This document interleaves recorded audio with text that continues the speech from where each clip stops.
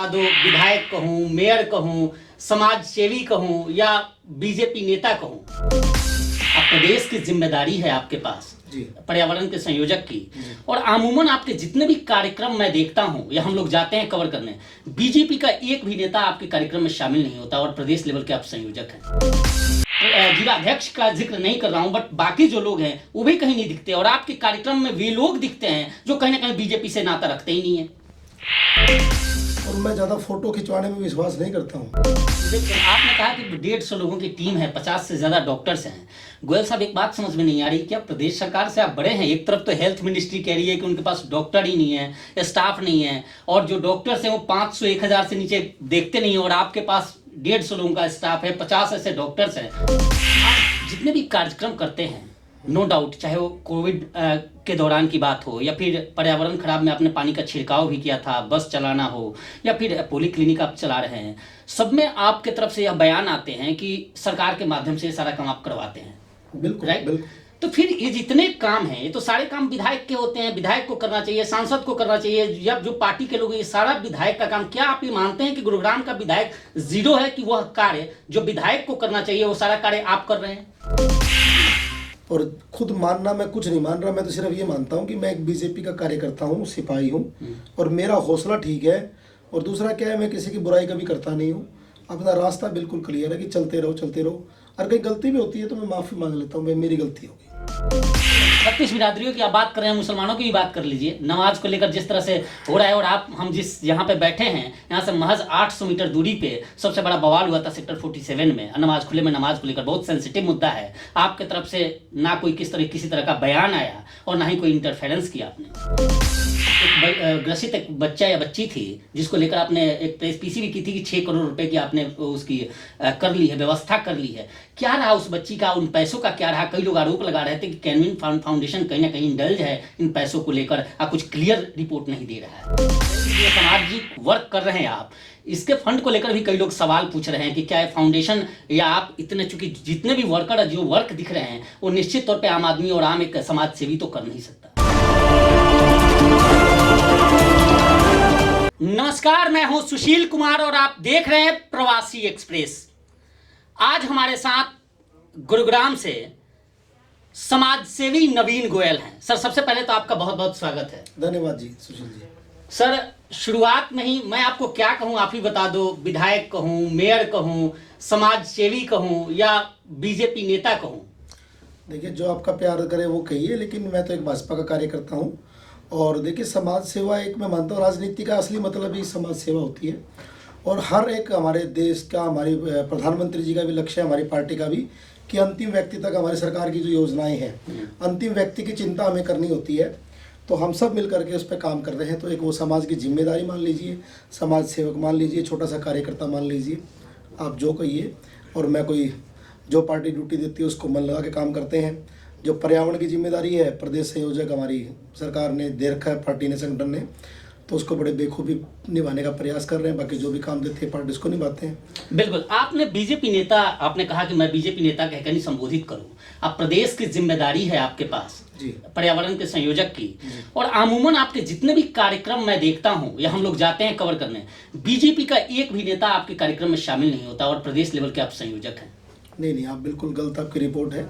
हम सब मिल करके काम करते हैं। हमारे गुरुग्राम में हमारे जितने भी पर्यावरण के जिला संयोजक है, सह संयोजक हैं, हम सब मिल करके काम करते हैं। और जितने भी हमारी पार्टी के पदाधिकारी हैं, मैं जिला कार्यकारिणी की बात कर रहा हूँ। देखिए, जहाँ जिस कार्यक्रम में बुलाते हैं हम जाते हैं। हर एक आप तो प्रदेश लेवल के हैं, फिर भी जिला कार्यकारिणी जो मेन बॉडी है उसका कोई व्यक्ति आप में नहीं दिखता। देखिए, सबसे पहले तो कोरोना का जो समय है वो बहुत लंबा चौड़ा समय गया, और उस कोरोना के समय में अधिकतर हमारी जो बैठकें वर्चुअल तरीके से होती है। अभी हमारे पूरे प्रदेश का एक ऐसा कार्यक्रम हुआ जो पूरे प्रदेश में पहली बार हुआ, चंडीगढ़ के अंदर।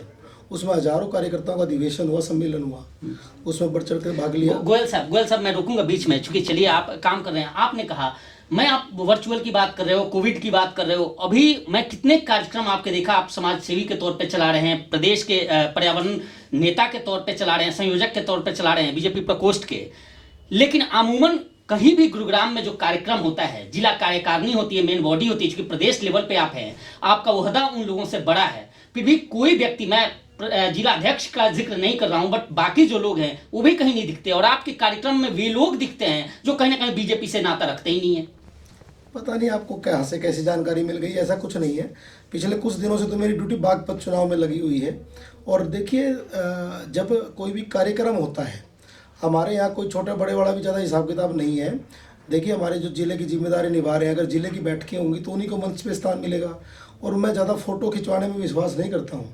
आप देख भी रहे हैं, और शायद इस बात को आप भी मानेंगे कि हम काम पे विश्वास करते हैं और दिन रात हम काम करते हैं। और हमारे लिए अच्छी बात यह कि हम गुरुग्राम में बैठे हैं। हमारे पार्टी के प्रदेश अध्यक्ष जी हमारे बिल्कुल नज़दीक हैं, तो अनिल धनखड़ जी के वहाँ पे घर पे भी आना जाना लगातार रहता ही है। और पूरे प्रदेश के लोग, अभी 2 दिन पहले हमारे रोहतक में मीटिंग थी, सभी मोर्चों के पदाधिकार प्रदेश अध्यक्षों की और सभी विभाग और सभी प्रकोष्ठ के प्रधानों की।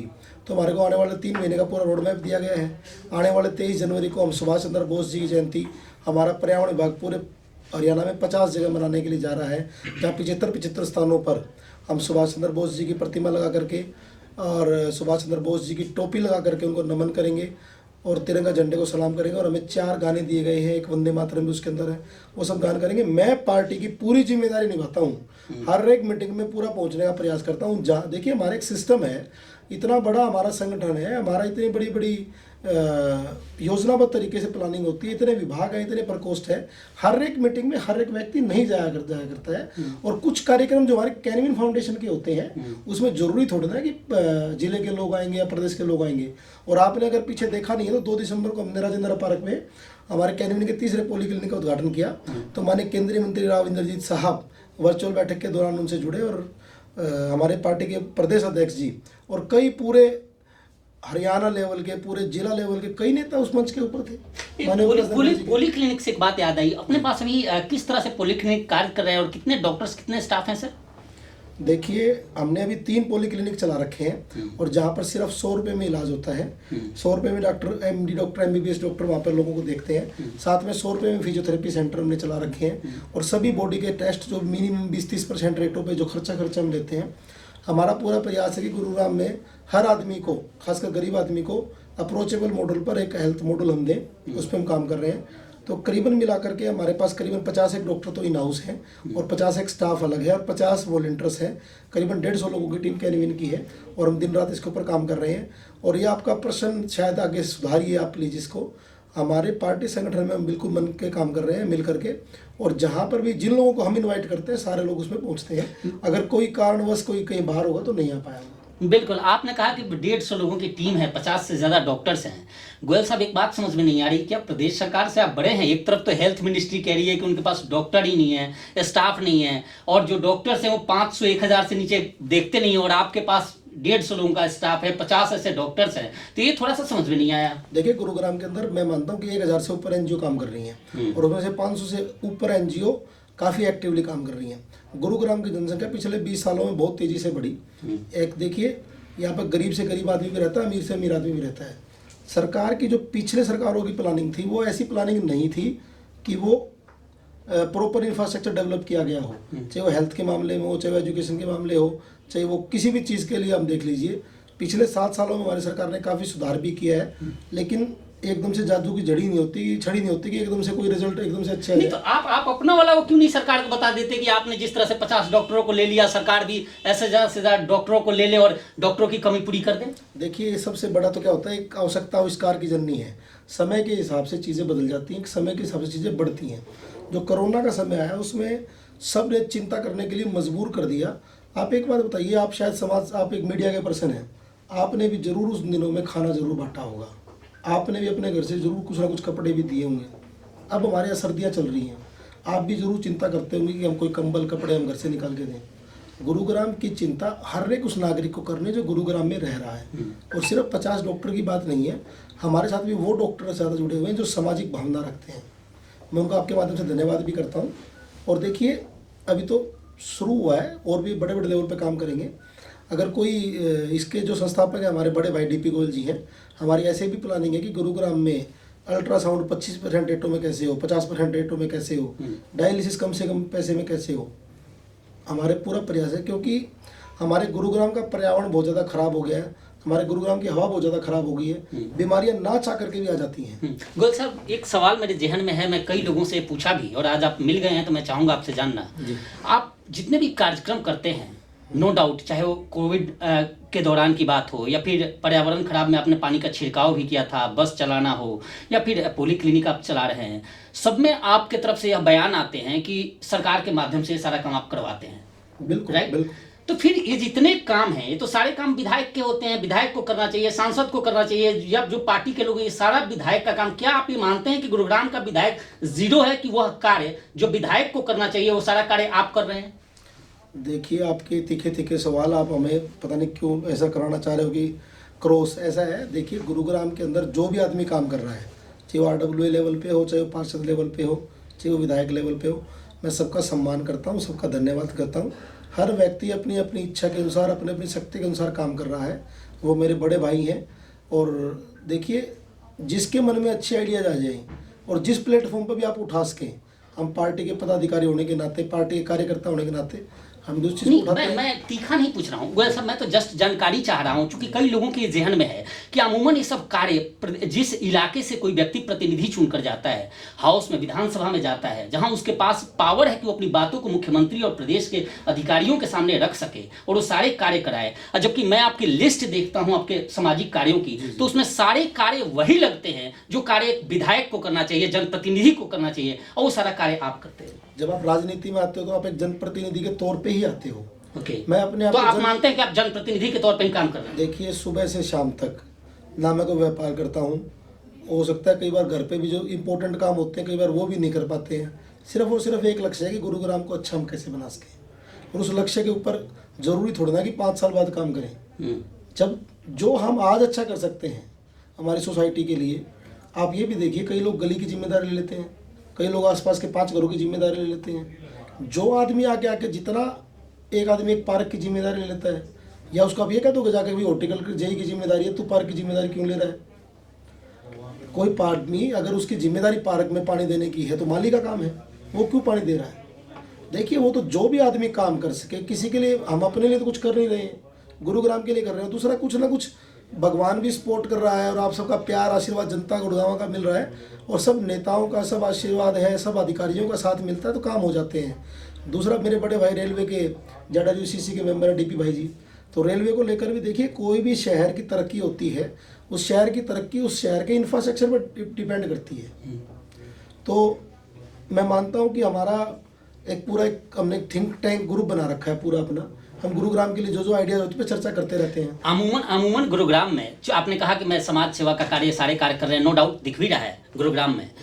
समाज सेवा का रास्ता राजनीति तक जाता है, राजनीति के रास्तों पे आप चल रहे हैं निश्चित तौर पे, लेकिन जितने भी गुरुग्राम में बाकी और समाज सेवी हैं वो इतने एक्टिव नजर नहीं आते जितने आप आते हैं। इसका आशय क्या हम मान लें कि आप जो अभी मानकर चल रहे हैं कि जनप्रतिनिधि के तौर पे आप काम कर रहे हैं, पूर्ण रूप से जनप्रतिनिधि का ठप्पा लगेगा ही लगेगा? देखिए, मेरी बात सुनिए, पार्टी जो जिम्मेदारी देगी उसको बेखूबी निभाएंगे। और खुद मानना, मैं कुछ नहीं मान रहा, मैं तो सिर्फ ये मानता हूँ कि मैं एक BJP का कार्यकर्ता हूँ, सिपाही हूँ, और मेरा हौसला ठीक है। और दूसरा क्या है, मैं किसी की बुराई कभी करता नहीं हूँ, अपना रास्ता बिल्कुल क्लियर है कि चलते रहो चलते रहो। और कहीं गलती भी होती है तो मैं माफ़ी मांग लेता हूँ, मेरी गलती होगी। अपने को ना नेता वो है जिसको झुकना भी आता हो, जिसको अड़ना भी आता हो, जिसको समझाना भी आता हो, जिसको समझना भी आता हो, जिसको मानना भी आता हो, जिसको मनाना भी आता हो। तो मैं कोशिश कर रहा हूँ कि मेरे अंदर वो सारी चीज़ें डेवलप हो जाए।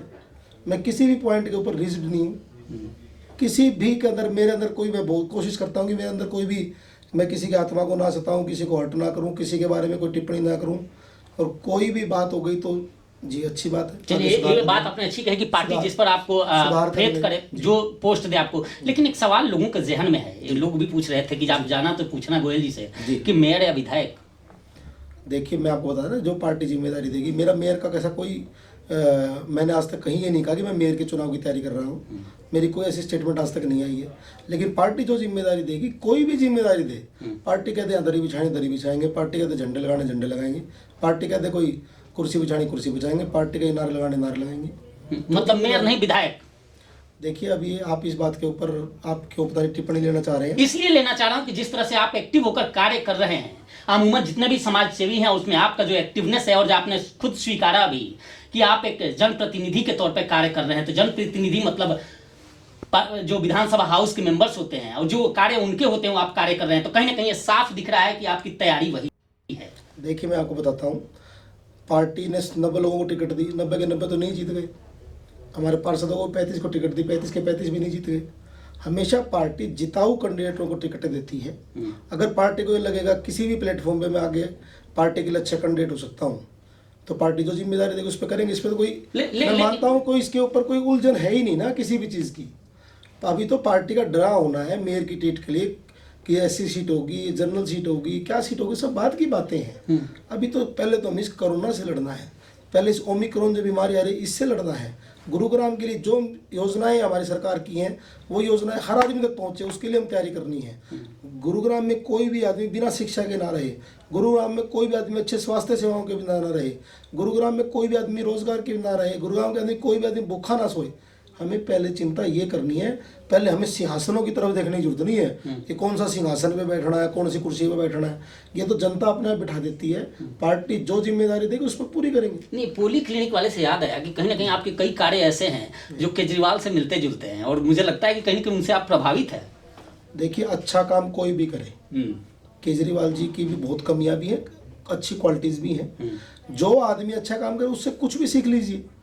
बाकी आपने आंकलन लगा लिया ऐसा कुछ, मैं शुरू से ही मेरा परिवार, मेरे पिताजी, मैंने उनसे सीखा है। हमारे घर से शुरू से हरिजन भाइयों का आना जाना था, मेरे घर से शुरू से वाल्मीकि भाइयों का, दानक समाज के परिवारों का जुड़ाव रहा है। मेरी मदर, मेरे पिताजी भी गरीब आदमी का दुख देख करके दुखी होते थे। हमने उनके वो हमारे संस्कार, उनके दिए हुए संस्कार हैं, हमने उनसे जो कुछ सीखा है। और हमें देखिए, अमीर आदमी तो अपनी चिंता खुद भी कर लेगा, वो अपने जुगाड़ करा के भी काम करा लेगा, उसके तो धन बल है, उसके पास सारी चीज़ें हैं।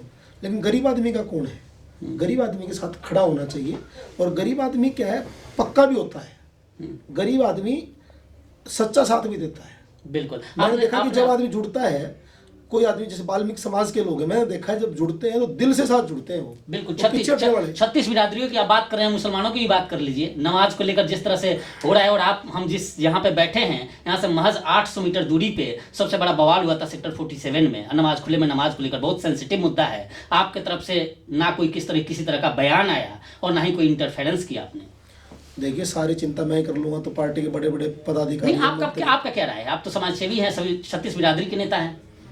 देखिए, हमारी सरकार की कोई भी योजना है, पूरा सिस्टम, पूरा समाज, सभी धर्मों को, सभी जातियों को मिल करके चलता है।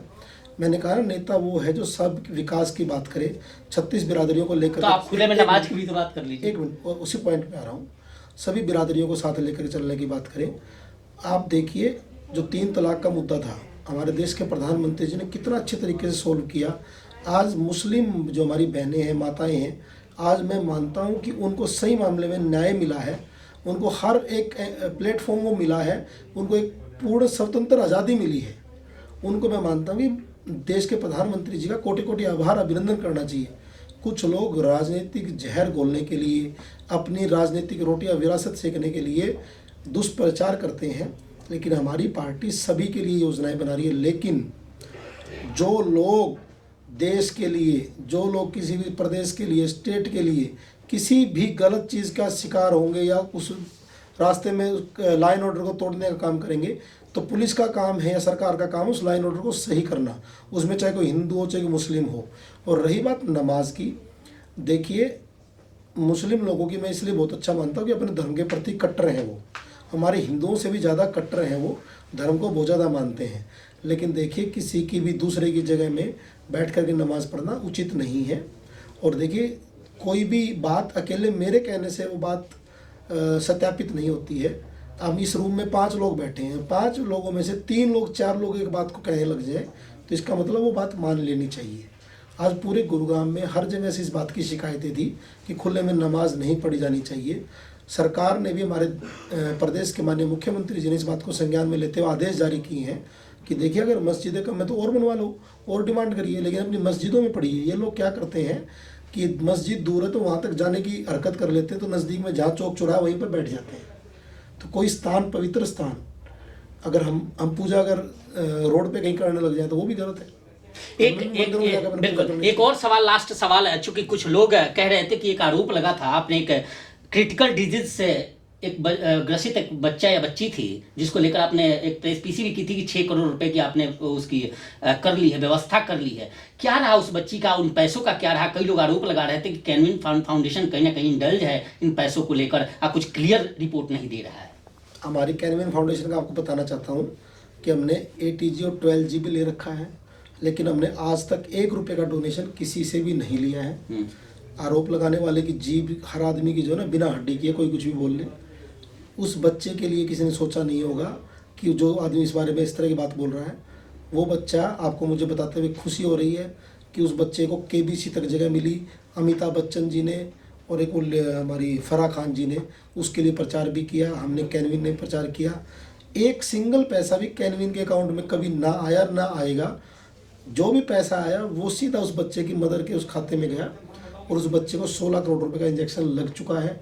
और भगवान से एम्स के अंदर भगवान करे कि वो बच्चा बिल्कुल ठीक हो जाए।